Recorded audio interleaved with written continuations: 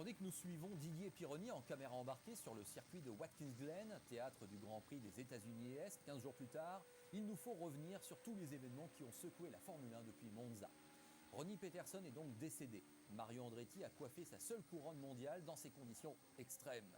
Celui qui n'est citoyen américain que depuis le 15 avril 1964 est le deuxième représentant des USA, après Phil Hill en 61, à devenir champion du monde. Ironie de l'histoire, Phil Hill avait aussi été titré à Monza après la mort de son principal rival, en l'occurrence l'Allemand von Trips. Fait sans précédent pour ce Grand Prix des États-Unis Est, un pilote est rejeté par ses pairs. Jugé responsable de la mort de Peterson, Patrese a été jugé persona non grata à Watkins Glen. Un comité des pilotes de Grand Prix, composé d'Andretti, Fittipaldi, Hunt, Lauda et Scheckter, a demandé aux organisateurs de ne pas accepter l'engagement du jeune Italien. Patrese va donc manquer ce Grand Prix d'Italie et c'est le Français René Arnoux qui le remplace chez Arrows.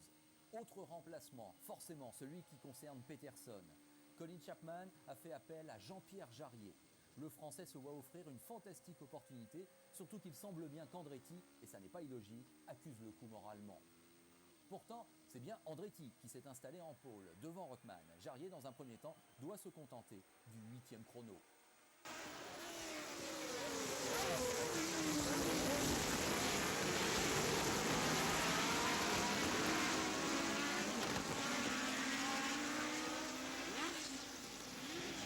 À de nombreuses reprises, trop selon ses dires, on a rappelé à Andretti qu'aucun Américain ne s'est jamais imposé à Watkins Glen et que ce serait donc parfait pour fêter son titre. Andretti prend effectivement le meilleur départ, mais dès le 3e tour, il se fait déborder par Rothman et Villeneuve au volant de Ferrari en pleine forme. Andretti peu à peu perd le contact et doit même abandonner sans gloire au 27e tour sur casse moteur. A noter qu'un autre Américain débute à l'occasion de ce Grand Prix, Bobby Rahal, sur une seconde Wolf qui sera classé 12e à un tour du vainqueur.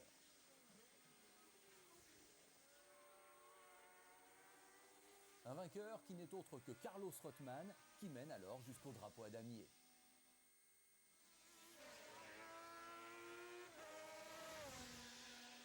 Mais l'homme du jour s'appelle Jean-Pierre Jarier.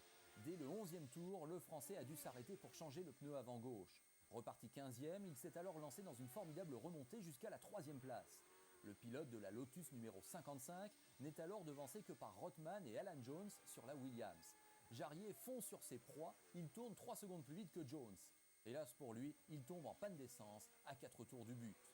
Un autre Jean-Pierre se met alors en évidence. Jabouille prend la 4e place. Mine de rien, c'est historique. Premier point pour le Français, pour Renault et pour un moteur turbo.